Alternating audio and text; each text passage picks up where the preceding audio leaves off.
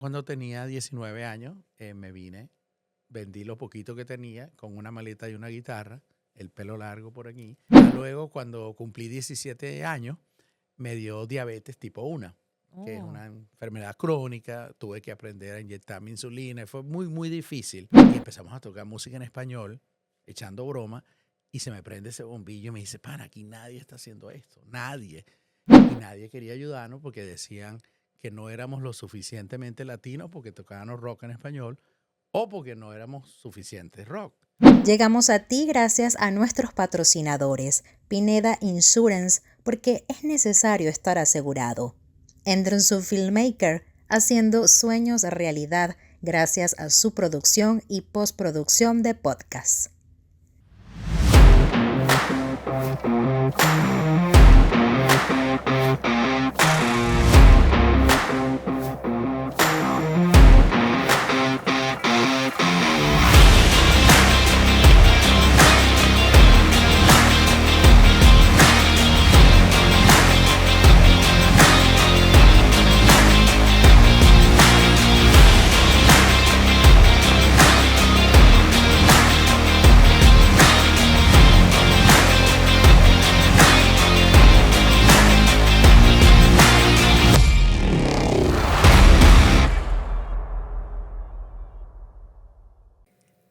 Hola, hola, mis migrantes en vuelo, gente bonita que sigue este podcast. Qué feliz porque este es el episodio número 15.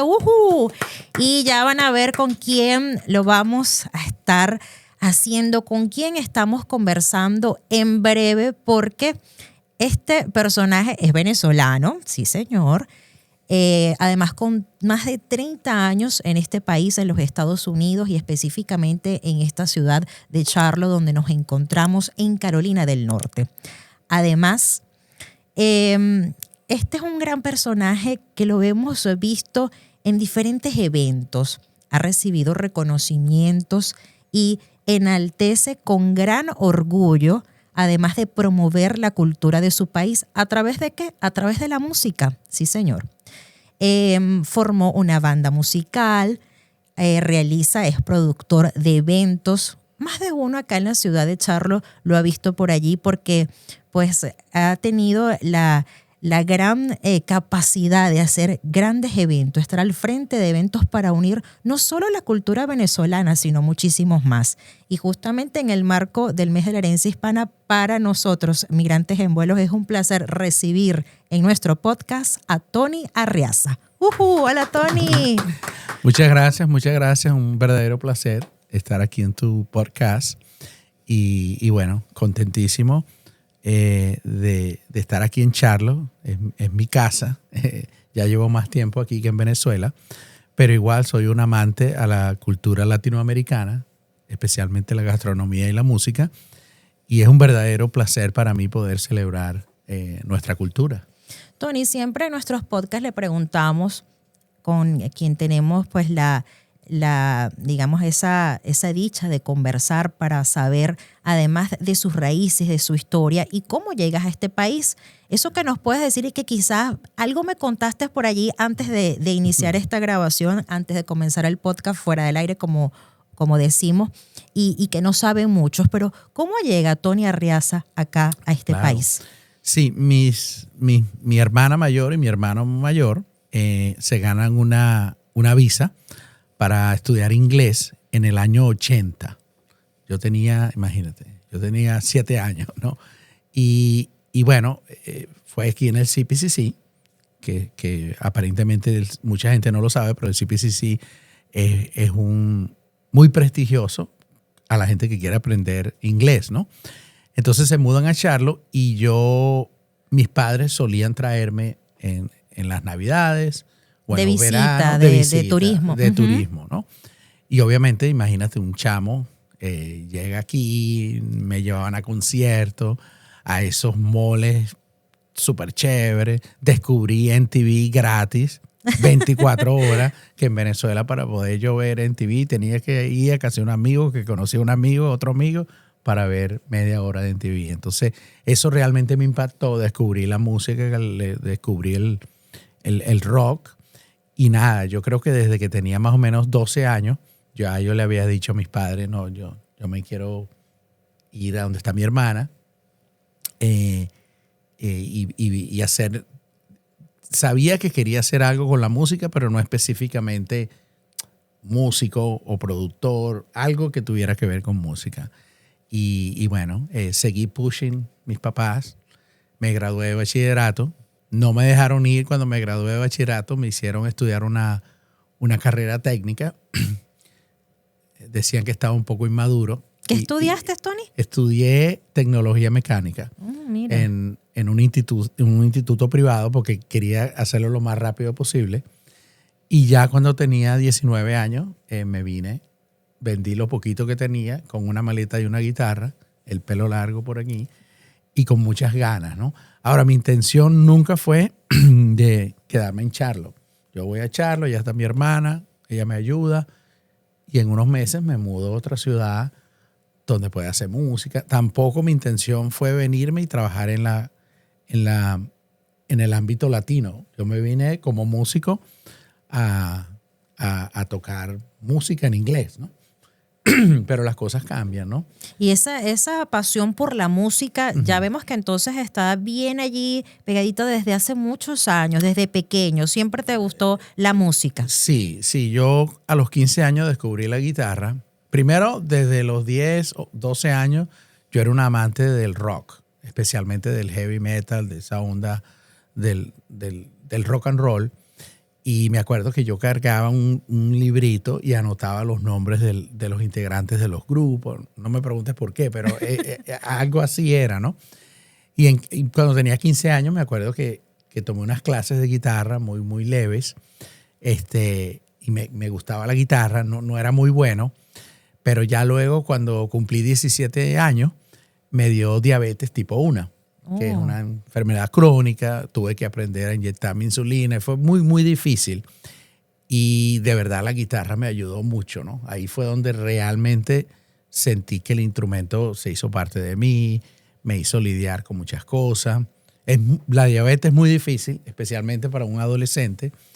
Y ahí fue donde yo siento que realmente la guitarra pues, se pasó a ser como parte como una ¿no? parte sanadora también, fue Sí. quizás como una terapia. Y es que mucho, y sí. fíjate, yo te escucho y digo, wow, es que sin duda cada quien tiene una historia tan bonita en el hecho de poder reconectarse con eso que te apasiona, que te gusta. Yo, ejemplo, mi terapia fue escribir las historias de muchos migrantes que llegaban pues a sus nuevos nidos, como decimos desde acá, desde Migrantes en Vuelo, y destacar eso que tras reinventarse, tras poder estar a distancia en su país, pues siguen echando para adelante. Claro. y que sí se puede y de qué forma tan bonita y reencontrarse. Todos hemos buscado esa manera de reencontrarnos con eso que tanto queremos y nos ha servido en algún momento de nuestras vidas como terapia. Para mí fue difícil llegar a un país desconocido, con otro idioma, con tantas cosas distintas a nuestra cultura,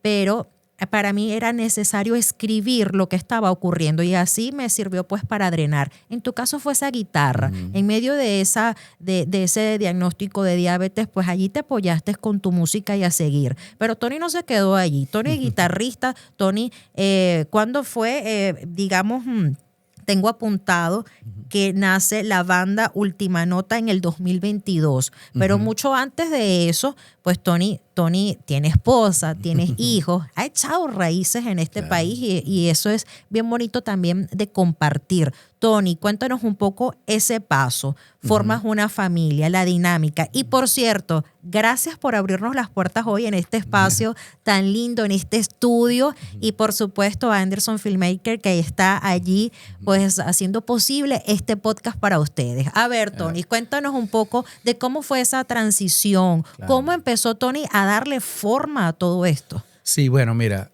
te lo tengo que decir del principio. Llego a Charlotte, muy difícil. Él pensaba que sabía inglés y definitivamente ese inglés que uno cree que sabe, cuando me hablaba me friqueaba y realmente no sabía inglés. Me tomó mucho encontrar ese network entre músicos. Cuando llamaba anuncios en el periódico que decían, estamos buscando un guitarrista que toque Hendrix, que toque Jimi Hendrix. Y yo decía, ese soy yo, ¿no? Y Y yo sentí la discriminación en cuanto me escuchaban el acento. Fue muy difícil. Incluso pensé hasta regresarme a Venezuela. Me acuerdo que yo estaba tocando en Venezuela, estaba allá, qué onda. Pero bueno, Dios tiene su plan. Y estuve más o menos entre 2 a 3 años. Finalmente llegué a entrar en ese network de músicos locales, americanos. Estuve en diferentes bandas americanas disfrutando, tocando lo que yo quería tocar, que era el rock en inglés, como uno lo ve en la televisión. Sí. Hasta que conocí a mi amigo Fred, que es otro venezolano, que es el cantante de Última Nota, y me dice que es venezolano, que también es músico. Nos reunimos y empezamos a tocar música en español, echando broma, y se me prende ese bombillo y me dice, pana, aquí nadie está haciendo esto, nadie. Realmente había muy pocos restaurantes, pero sí había músicos que tocaban en sus casas, pero tú no podías ir a un sitio y escuchar música en vivo en español. Y así fue como me nace esa idea de vamos a hacerlo, ¿no? Y era un poquito temor, pero no había público, pero vamos a hacerlo. Y de verdad, pues imagínate, empecé a hacer menos lo otro, que fue por lo que yo vine a este país, a hacer rock en inglés, y empecé a hacer esto porque se sentía normal, o era como si estás manejando y el carro te lleva a otro lado. Y bueno, ese dúo pasó a ser una banda.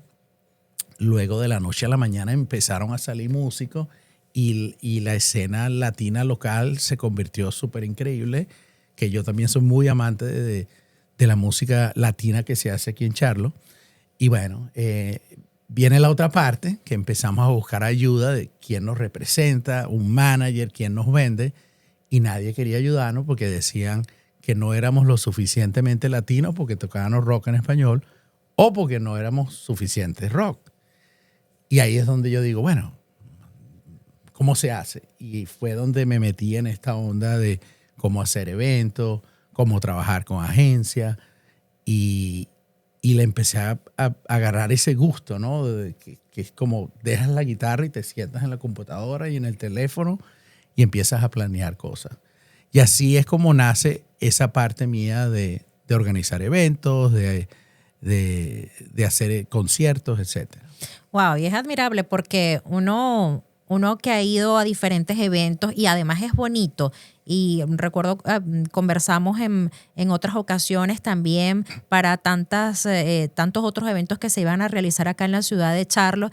Y decíamos, wow, es increíble el poder de con un evento poder invitar a tantas personas de diferentes nacionalidades. Y además qué importante el hecho de poder eso, de llevar la música latina. Eres uno de los embajadores, como decimos acá, a nivel cultural. Tony ha sido reconocido en diferentes ámbitos y merece ese reconocimiento, todo lo recibido, porque sin duda lo hace con cariño, con amor, cada día, porque está comprometido además con lo que hace y lo que le gusta. Ahí donde ustedes lo ven, mire, ese trabajó ayer, bueno, hasta quién sabe hasta qué horas de la noche, y aquí estamos, bien tempranito para poder hoy grabar este podcast para ustedes, para que lo vean, lo compartan, le den me gusta, además se suscriban a nuestro canal YouTube. Tony, esa parte de trascender y ya tener familia, porque cuando uno tiene familia, cuando se tienen hijos, la cosa es distinta. De repente hay un músico y siempre hemos visto así como que la vida de los músicos, así una vida muy hippie, muy liberal. Ay, sí, yo hago lo que quiero, yo voy para acá. Pero cuando se tiene familia, la cosa cambia. ¿Cómo has podido enlazar y quizás equilibrar un poco los roles para también cumplir con tus hijos y con tu esposa? Claro. Bueno, ese mito que la gente dice que los músicos son hippies y eso, yo creo que nosotros, mis colegas, es como cualquier trabajo. Tienes que tener disciplina, tienes que tener un horario, obviamente tienes que tener una pasión muy grande porque créeme que nosotros los músicos o la gente que trabajamos en esta industria de la música no lo hacemos por ese paycheck o por la plata, lo hacemos realmente por esa pasión que tenemos. Entonces, mi esposa me conoció tocando. Su esposa es cubana. Es cubano, ella me conoció como músico y yo desde que llegué a este país he tenido miles de trabajos, pero siempre he tenido ese lado de ser músico. Y si yo no hago música, es como un oxígeno, más o menos. Es como no funciono muy bien. Entonces, por esa parte, mi esposa me conoció siendo músico, sabía que eso era parte de mi vida. Y realmente, como te digo, uno tiene que tener disciplina, tienes que tener horario, tienes que, como dicen en inglés, shut down o apagar la fábrica de tal hora a tal hora. Es un poco difícil porque yo trabajo los fines de semana, me pierdo muchos momentos muy especiales, me he perdido cumpleaños. El primer cumpleaños de mi hijo menor me lo perdí porque estaba trabajando en un evento. Son sacrificios que a veces la gente, cuando uno va a un evento, hay tanto trabajo, de verdad que hay tantos detalles, ¿no? Logísticos, de planeación, físico, y realmente mi respeto a todas las organizaciones que hacen eventos y festivales, porque realmente es un trabajo muy duro que se hace con mucho, mucho amor, mucha dedicación. Entonces mis hijos saben que mi trabajo es la música, los eventos. Este espacio es mi oficina, es mi sitio de trabajo, ¿no? Entonces yo creo que hay que tener un balance, como todo trabajo, como un abogado, como un médico, como qué sé yo, ¿no? Es simplemente diferente, pero no es guachafita que estamos parrandeando y gozándola. Es un trabajo que también merita las mismas cosas que cualquier otro trabajo. Cuando llegaste a este país, y lo hemos conversado específicamente acá en la ciudad de Charlo, haciendo vida, conociendo al resto, viendo la comunidad, qué hacer, en ese aprender en inglés que ya pues viste que era distinto a eso que quizás lo básico que uno traía o había podido estudiar. Pero no habían tantos venezolanos, ¿verdad? Cuéntanos eso un poquito porque es bien interesante saber eso, porque uno se ve ahorita y se reencuentra en festivales, se reencuentra quizás en ocasiones, en distintas ocasiones. Uno se encuentra un venezolano, igual uno se llena de alegría y todo, pero seguramente para ese tiempo en el que llegaste, hace más de 30 años, acá no había muchos venezolanos. Para nada. Incluso cuando yo llegué en el 93, que estudié también en el CPCC inglés, te estoy hablando que la población de estudiantes latinos, yo las contaba con mi mano, no éramos muchos. Y no habían venezolanos, habían de verdad muy, muy pocos. Yo entro a trabajar en lo que es las celebraciones, los festivales, los conciertos, como a finales de los 90, principios de los 2000. Y la cultura que yo trabajaba más era puertorriqueña, colombiana y mexicana. Que yo descubrí, porque eso es lo bonito de Estados Unidos, como la inmigración, como tiene gente de todas partes del mundo, tú estás expuesto a todas esas culturas que quizás en tus países no es tan cercana. Claro. Entonces los primeros años fue trabajando con esas comunidades hermosas, donde descubrí la cumbia colombiana, la música mexicana, la comunidad auténtica mexicana, la bomba y plena puertorriqueña, en fin. Pero nada que ver en hacer algo venezolano porque no había público, simplemente no había. Trabajé en la Coalición Latinoamericana por 11 años, trabajé en la parte cultural y era el que hacía el Festival Latinoamericano, etcétera. Y mi oficina quedaba arriba. Y cada vez que había un cliente que llegaba para los servicios de la coalición, me llamaban. Tony, hay una familia venezolana. Y yo bajaba y le daba ese abrazo y de dónde eres. Y era como encontrarme, no sé, con un familiar que no había. Eso pasaba cada 3, 4 meses. Imagínate tú. O sea, realmente éramos muy, muy, muy pocos. Ahorita la comunidad venezolana acá en la ciudad de Charlo ha crecido, pues sigue creciendo y bueno, las razones y los motivos muchos saben de cómo está nuestro país, de cómo está nuestra amada Venezuela, de aquellos en bendición que hemos podido salir para echar raíces en nuestros nuevos nidos. Y qué bonito ver a tantos venezolanos surgir, así como tú, así como nosotros, así como usted que está viendo este podcast. Qué bonito dar y ser de parte de ese migrante, de esos buenos migrantes, además, que están aportando y dando algo. Pero esto nos lleva a hablar y a unir algo bien, bien bonito. ¿Por qué? Porque ese intercambio cultural, ese recordar, ese estar en un sitio y en un evento que te diga, wow, que te haga hasta sacar lágrimas, porque esto es mi Venezuela, esto es lo que yo recuerdo. Y así pues le pasará a cada migrante que está en este país, en este estado. Y qué bonito esto. Pero viene un evento especial, viene la parranda navideña. Viene una parranda que eso es algo muy venezolano y que Tony Arreaza hace posible que muchos venezolanos encuentren ese pedacito de escuchar, wow, unas cosas increíbles que qué venezolano no escuchó Labillos en algún momento o no puso esas canciones clave en diciembre, y no solo en diciembre, desde octubre poníamos muchas gaitas y muchas parrandas. Pero Tony, convérsanos, cuéntanos un poco a propósito de este evento del 7 de diciembre, Tony. Sí, bueno, estamos cumpliendo 11 años, esta es la edición número 11 de la parranda, y recuerdo cuando se me viene la idea de hacer un evento auténtico navideño venezolano. Me tomó varios años sacarlo, porque cuando llamaba a personas, como pedirle la opinión o pedirle el respaldo, me decían, Tony, pero ¿por qué lo vas a hacer venezolano? Hazlo latino en general. Y yo decía, no, pero es que yo quiero que la gente conozca cómo nosotros los venezolanos celebramos la Navidad. ¿Qué es un tamal venezolano? Porque así le decían, ¿no? La yaca es un tamal. Yaca. Sí.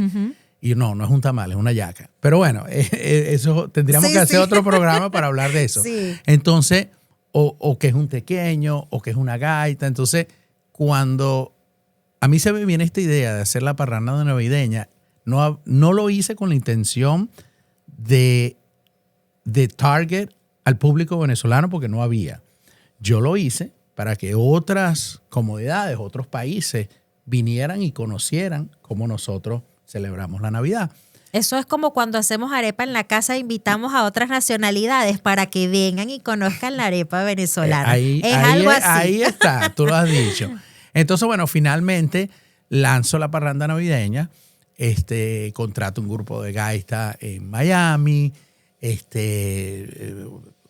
una señora local me hizo las hallacas, o sea, los recursos eran muchos menos, porque ahorita tú quieres comprar tequeño y haces un search y te salen 100 personas que te puedan hacer tequeño, todo riquísimo. Hace 11 años no era así. Y hago la parranda y fue algo tan bonito. Primero, de la primera parranda conocí unos primos, que yo no sabía que eran primos, son Arreaza, y fueron. Y gracias a la parranda los conocí. De ahí conocí a Edgar y Daniela, que son familia de estos primos, que se han convertido en uno de mis mejores amigos y trabajan conmigo y los quiero mucho. Y no sé, es como, imagínate cuando vas y celebras el Thanksgiving, ¿no? Que invitas a la familia, a los amigos y tienes la cena. Así era especial, ¿no? Entonces gente llorando de la nostalgia cuando te escuchaban Amparito, o cuando te escuchaban Sin Rencor, o cuando te escuchaban Faltan, qué sé yo, cosas que son muy, muy venezolanas. Entonces, los primeros años de la parranda, lamentablemente, no Aquí fueron... estoy mostrando sí, el flyer, el folleto que tenemos a propósito de esta parranda navideña. Billos, Nelson Arrieta, por supuesto, acá en Charlo, el diciembre 7 p.m. Pero entonces, síguenos contando de esas primeras parrandas y porque ya son, con esta van a ser 11. La edición número 11. Sí. Ya muchas cosas han cambiado, la experiencia además te ha llevado, bueno, vamos a hacer esto, no vamos a hacer esto, pero la esencia sigue siendo la misma, que más gente se suman, unir a la comunidad venezolana, llevarla a ese corazoncito de recordar tantas cosas, arrugar ese corazón, que muchas lágrimas pues allí rueden y compartir en un momento tan agradable. Entonces, ¿cuáles son las expectativas además para este? Los primeros años fueron difíciles porque pues no había el público, no había la audiencia, pero fuimos aprendiendo, la gente se fue sumando. Yo tengo gente que ha ido a todas las parrandas y me escriben en julio para preguntarme, ¿tiene fecha de la parranda? ¿No? He tenido el privilegio de poder tener a a agrupaciones como Neguito Borja, como Cardenales del Éxito, Diviana, como lo mejor de lo mejor, ¿no?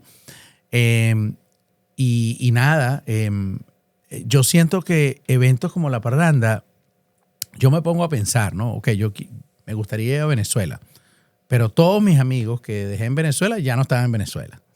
Mi familia no está en Venezuela. Entonces, hay tantas cosas que yo extraño que ya no están en Venezuela. Entonces, me pongo a pensar en la parranda, en las gaitas, en los tequeños, en la comida, y yo siento que eso es Venezuela. Unirnos todos juntos, darnos un abrazo, escuchar nuestro dialecto, que es el mejor dialecto del mundo. Yo creo que es tan especial. Entonces, yo creo que la parranda es eso, ¿no? Para mí es, más que me gusta mucho y lo adoro, es como una obligación para mí seguirlo haciendo, ¿no? Entonces, contentísimo. Viene la Villos Caracas Boy, imagínate escuchar a esa orquesta que es trascendental, que era lo que te decía, que pasa generaciones. Nelson Arrieta, que formó una parte en Guaco muy importante y su carrera de solista. Y hay otra cosa muy, muy especial que para mí son frutos de la parranda navideña que ya llevamos 11 años, es que por fin, y lo digo, y mira, y se te eriza, que por fin tenemos grupo local wow, que hace gaita. Vamos a aplaudir eso. Entonces, para mí, mi respeto al pana Rafael, que es el que está llevando la batuta, con músicos todos de aquí de la zona, muy talentosos, apasionados, y vuelvo y repito, esos panas no están haciendo eso por la plata ni nada, ellos lo están haciendo por el amor y por lo que significa tocar esas canciones, ¿no? Sí. Porque están representando a un país, están representando a algo mucho más grande que nosotros. Entonces, muy contento, porque para tener gaitas antes en Charlo teníamos que traer a músicos lejísimos y pagar ese montón de pasajes, y era complicado, ¿no? Las agrupaciones de gaitas generalmente son 10, 12 personas, ¿no? Entonces, ¿qué les puedo decir a todos los oyentes? Que por favor apoyen esta iniciativa. Es de aquí, de Charlo, son nuestra gente, lo están haciendo muy, muy bien, muchos ensayos, muchos sacrificios. Y bueno, Rafa Carrillo es el que está detrás de esa iniciativa de agrupar esos músicos, sí, acá en la parte gaitera. Que no es fácil, son un montón los ensayos y bueno, vuelvo y repito, yo siento que eso es como esos frutos que estamos viendo, claro, de estos 11 años que hemos estado celebrando la gaita venezolana. Y sin duda les va a ir muy bien en esta parranda navideña, a este grupo que también de gaiteros que se está formando acá en la ciudad de Charlo. También están en la lista de los podcasts de Migrantes en Vuelo y vamos a conversar con ellos porque cada uno tiene su historia que contar, una historia inspiradora, llena de sí se puede y de por qué si lo hizo él, yo también quiero y también puedo hacerlo. Cada quien tiene pues la capacidad de poder pues salir de su país, de donde quiera que esté.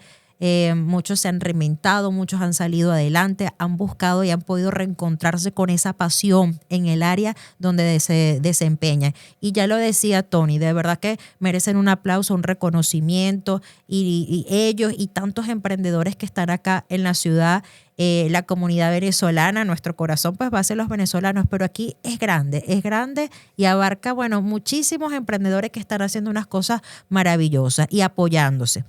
Vamos a ir cerrando, Tony, y me gustaría que llevaras un mensaje, porque si te puedo preguntar, ¿qué ha sido eso lo más difícil? Fíjate que Última Nota surgió y creo que el primer álbum empezó a darse y a gestionarse después de la pandemia o en plena pandemia, ¿no es así? En plena pandemia. Entonces, sí. si pudiera, de esas cosas, de lo más difícil que ha podido pasar Tony Arreaza en este país, pero que de esa forma le ha permitido surgir en un mensaje para nuestra comunidad, ¿qué le dirías, Tony? Pues mira, yo hago muchas cosas, pero todo lo que yo hago envuelve el mundo del espectáculo y de la música. Y estoy bendecido por eso, porque desde que tengo 12 años esto es lo que he querido hacer. Entonces, como músico y como organizador de eventos, ambos, eso involucra a estar con muchas personas. Viene la pandemia y directamente fui atacado directamente. En el 2018, que fueron 2 años antes de la pandemia, fue donde yo decido dejar mi trabajo de full time y dedicarme 100% a mi negocio. Eso, yo llevo desde el 2018 trabajando por mi cuenta y creo que ha sido la mejor decisión profesional que he hecho. Y viene esta pandemia y yo me sentía asfixiado porque, o sea, lo que sé hacer es tocar música, no lo puedo hacer. En público, todo encerrados, todos en casa. Hacerlo frente a una cámara, y estamos frente a una cámara, es totalmente diferente. Fueron momentos muy difíciles. Sin embargo, en momentos difíciles es donde a mí, gracias a Dios, pues me entró esta inspiración por agarrar el instrumento y empezar a componer música, cosas que yo no tenía tiempo porque yo andaba súper ocupado haciendo 1000 cosas. Y a raíz de la pandemia, tengo que decir que gracias a la pandemia pude hacer un álbum de pura música original, hechos con músicos locales, con colaboraciones con diferentes agrupaciones. De ese álbum salieron varios videos, donde uno de los videos fue nominado nacionalmente.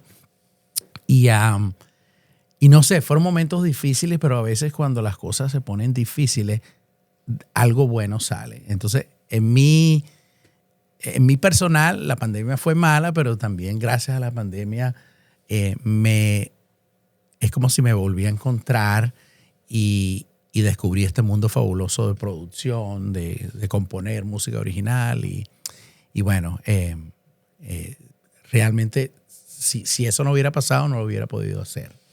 Wow, increíble cómo cambió la vida. Sí. Somos unos antes y después de la pandemia, porque así como le tocó a Tony reinventarse, como de repente agarró esa guitarra, empezó a componer, otros desde sus hogares tuvieron que hacer muchísimas cosas.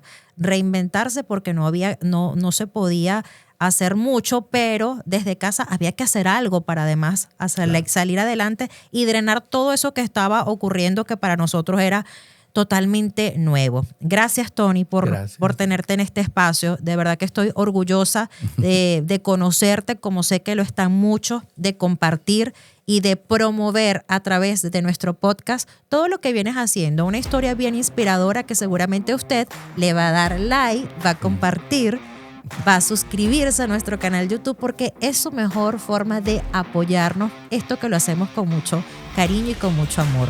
Nos despedimos, por supuesto, agradecida por todo el apoyo que nos están dando y bueno, seguiremos haciendo las cosas con mucho cariño. Gracias a Anderson Filmmaker, como siempre, nuestro patrocinador en este espacio, el que está allí pendiente de la postproducción de este podcast. Gracias, Tony. Despedimos. Gracias a ustedes.